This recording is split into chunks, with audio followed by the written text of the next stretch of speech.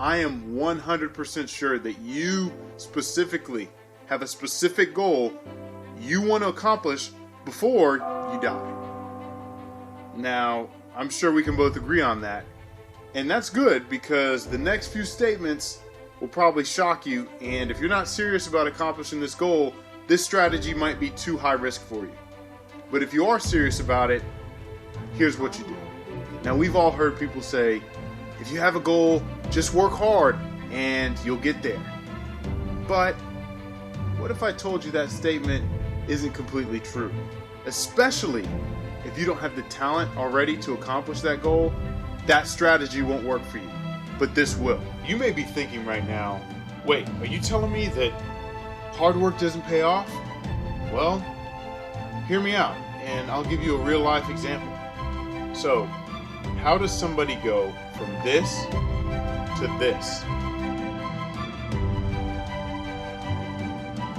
Back when I was in college, me and a few of my teammates had the same goal of getting an opportunity to play in the NFL. In this analogy, this story came to my mind. How much time are we really wasting? Imagine two incoming freshmen going into their first day of college. Imagine they both have the same goal in mind. Let's say they both want to play in the NFL one day after their college careers. And for the sake of this analogy, let's imagine these two freshmen both have the same exact God-given abilities. So let's draw out these two scenarios. So in the first scenario, we'll take one of these freshmen, we'll just call him the first guy. The first guy starts off on the right foot. He makes sure to take advice from his family, friends, and mentors to show up to practice and meetings on time, and he makes sure to work hard in practice and to do everything the coaches ask him to do. He goes through the first couple seasons and the coaches really like and respect him. He gets a lot of playing time, and then before he knows it, he's on the path to accomplish his goals. He makes sure to maintain what his peers would consider a healthy, balanced student-athlete life. Even on the academic side, he's doing pretty well. And when there's no practice or games or homework in the way, he'll go out and make sure his face is seen by the faculty, students, and staff. And when he can, he'll go out at night and enjoy the recognition that comes from all his hard work. Essentially, a 50% student-athlete, 50% social life. What most people would consider a pretty balanced college life. And as time goes by, he continues this balance up until his senior year. And after his senior year ends, he makes sure to put all the late nights, the distractions aside, and works even harder because he knows that a very small percentage of student athletes even get an opportunity with an NFL team. So he takes the time to soak up every moment for these last few months he has left to achieve the goal that he set out for at the beginning of this scenario. I think we can all agree that this is a typical scenario we've seen played out before and have seen many people succeed in goals just like this one, taking the path of the first guy.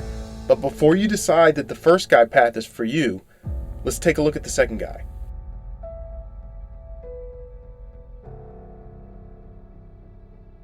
So, like the first guy, he goes into his freshman year with the same goal in mind. He also makes sure to work hard, show up on time, and do what the coaches ask him to do. But unlike the first guy, the second guy doesn't only do what the coaches tell him to do, he does what his goals require him to do. The second guy also continues to grow as a player and increases his playing time and continues to gain respect from the coaches just like the first guy did. But he realizes something that the first guy didn't realize. The second guy realizes that there's only 24 hours in a day. A good chunk of that day he spends sleeping, eating, practicing, studying, going to class. So the last few hours he has left, he decides to invest it into his goals, rather than things that don't actually help or may even distract him from his goals. The second guy spends his freshman through his senior year focused on the end goal. And over time, those extra hours that he invested begin to stack up and stack up and stack up until his senior year finally comes. And instead of trying to rid himself of the distractions last minute, he knows that he's been truly preparing for this day since his freshman year.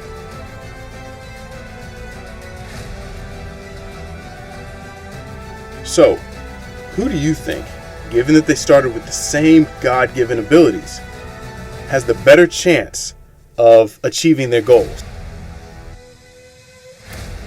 The first guy or the second guy? Now, this strategy or analogy isn't used to describe two separate people, but rather used to describe the same person. So the main difference between the first guy and the second guy isn't that one worked harder than the other. They both worked hard, which is critical to accomplishing your goal. So if you came on here looking for a way to not work hard, there's no way around that. Think about it like this. If you're rowing a boat on a lake, and on the other side of the lake is your goal, and there's a gate that's constantly closing, and you only have so much time to get through before the gate shuts, wouldn't you take off things that are in the boat that you don't need, that are slowing you down? So the same concept goes for you right now. What are the things that you can get rid of to where the work that you do put in actually brings you somewhere, rather than just working hard and taking a few steps back every day? If you were to think about your goals, and you were to look at your entire life all the way back till maybe 12 years old, do you think if you would have lived your entire life from that point up to now as your version of the second guy, how much further along would you be now than you really are? And the good news is you can still do it, because there's still time. You can maximize the time you have now and be as efficient as possible by eliminating as many distractions as you can so that you can get the most for the work that you put in every day. So the question I'll leave you with now is, are you going to be your first guy or your second guy?